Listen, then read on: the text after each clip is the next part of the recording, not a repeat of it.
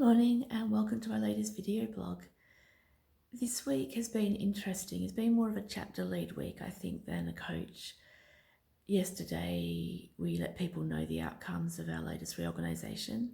So I delivered a mixture of good and bad news to people from my chapter and also from the chapter I'm looking after while their chapter leads on holidays. So it was a big day, and I really particularly felt for the people in the other chapter that I was giving the news to. They were all so gracious, whether the news was good or bad. People are lovely, aren't they, really? Anyway, so we've had a lot of meetings over the last week to come up with those outcomes and then deliver them. So that means I probably haven't done as much coaching as I would like. We prioritised. I often have 3 or 4 meetings at one time in my calendar. So my teams that I coach are usually number one priority over everything else.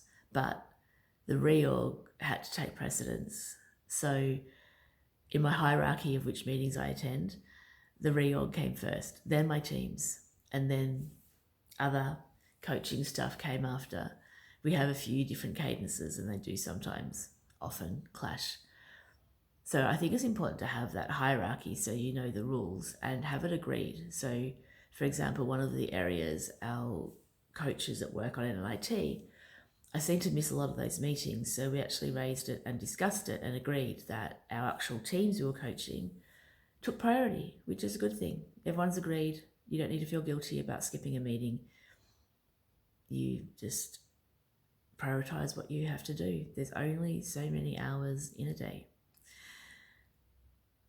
Back to the teams. So I had a kickoff meeting with my new team where we agreed the way we'd work together with the product owner, so technical product owner and the Scrum Master. I have a meeting with the whole team next week to go through the coaching canvas, which I found so valuable with the other 2 teams. I also did an AMAT retro, which I really enjoyed doing those, going through how the team sees themselves and what areas they want to work on. As I'm not coaching that team anymore, I got them, well, I would have done that anyway, but we got them to come up with how they were going to improve the scores on some of the lowest areas. And they had some great ideas. They took those actions away, and I really hope they implement them because there's some really easy wins for them that came out of that they should be able to implement without any issue. So that was a good thing. I do like doing those. I know the teams aren't as keen on AMAT. Hopefully over time they'll see the value in the conversation that's had and how that impacts the way they work going forward. It's such a great opportunity for improvement. And that's pretty much been my week. So I've attended a few ceremonies. I've given a little bit of feedback, had an interesting discussion about relative estimation and Fibonacci sequences with one of my teams I'm coaching.